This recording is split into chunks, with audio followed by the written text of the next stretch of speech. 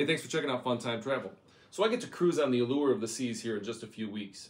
Now, just a couple days ago, I was able to do my online check-in, which is always an exciting time because it's like that first step towards, well, maybe not the first step, but it's just one of those steps along the way, and it just helps build that cruise excitement. Unfortunately, we don't need to test or show proof of vaccination in order to cruise on this one. Those requirements ended a few weeks ago, a few months ago, whatever.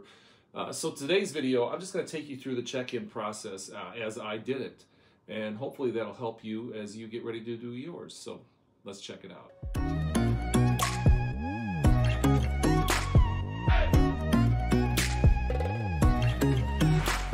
All right, so before we get into this, there's a couple ways that you can do the online check-in for your cruise. You could use your computer and do it via the website, whether that's whatever web browser that you use, or you can do it on the app, on the Royal Caribbean app on your phone. And truth be told, you probably, I'm not going to tell you how to do it, but I do think that doing it on your phone maybe is worth getting used to, because they do require you to download the Royal Caribbean app for the cruise. So I guess I just kind of figure you might as well get used to it. I actually started to do the check-in on my computer, but for a couple of reasons, I felt like it would be easier to do it on my phone, so I switched over to the phone and did it there.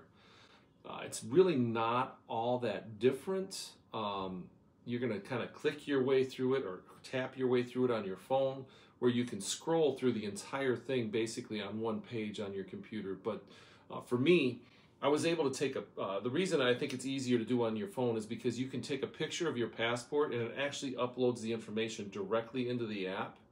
And after I finished, I went back over, like I say, and checked to the check-in on the laptop, and it's essentially the same. But I think for me, I'm glad I used the app. And again, like I say, I scanned my passport. I was able to snap a picture in the app. But I think, if you're more comfortable doing the computer-based check-in, do it there.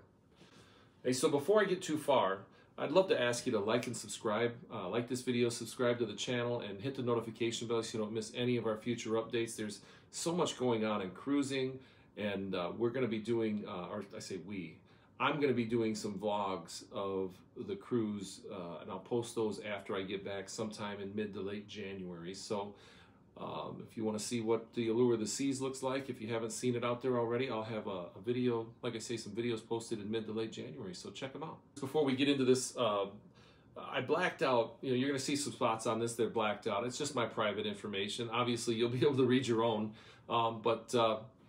yeah. So you're going to want to log into your app. So as we begin to get through this process, you're going to want to log into your app. If you haven't already, you're going to want to go to the little account icon. It's on the top there, kind of on the right, and it's the little person shape. And then you're going to click Start Check-in.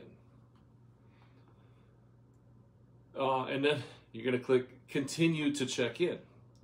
And the first thing I did, actually, is I kind of skipped a little bit, and I selected my arrival time. I wanted to make sure that I got that early arrival time. I'm going to be going around the ship taking a bunch of videos and so on, and I just want to make sure I had every available minute. And now I was able to select a 10 a.m. arrival. Now, I'm not sure if that's because I purchased the key so I can do some reviews of that, or if it's because I checked in at 4:30 in the morning on the first day that we were able to check in. So I did that, got that done, and then I went back to the main screen and selected travel info. So now the app asks you to select what kind of travel document you want to use. I chose passport, but you can select from all of the different options that you can see here. The passport selection gave me the option to scan my passport, and so I did that. It was super easy, and like I said before, it populated all of that information like that. I'm not sure that all of the options have that choice. I was looking, and some of those don't seem to have the option, so you just have to type it in. It's not really that big a deal. Now, the app reminds you that you're going to need to carry all of your travel documents with you at embarkation, and that's important.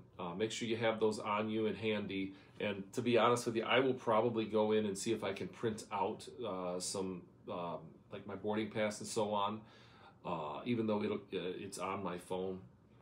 You'll need to take your security photo. Now, I have no idea, but every time I do this for an app, for check-in or for whatever, It always looks like I'm taking some sort of mugshot and I did something wrong, but hey, I'm going on a cruise, so I'll be smiling soon.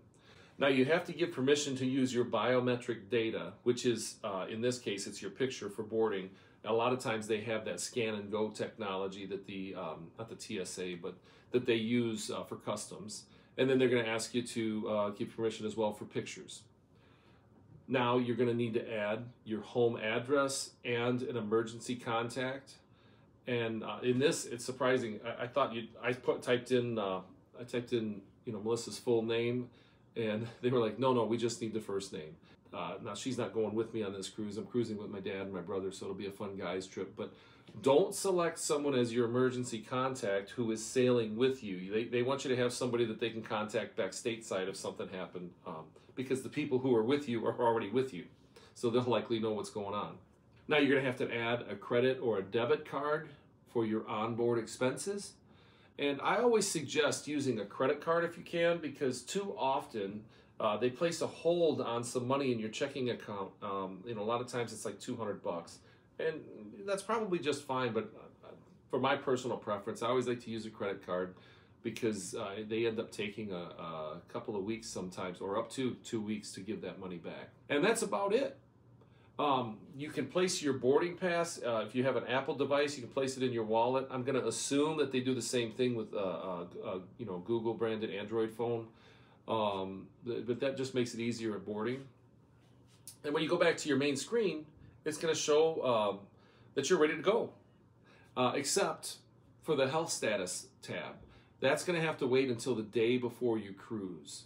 So, there'll be a questionnaire. They're going to ask you all the pertinent health information like they do all the time. But this should make it very quick and easy for you to board. And I'm really excited because I'll be in Galveston. And, of course, that new cruise terminal is just there waiting on me. So hopefully this helps you as you get ready for your next Royal Caribbean cruise. So, hey, that's it. Pretty simple. Hopefully it's pretty simple for you. And happy cruising. So we'll talk to you soon.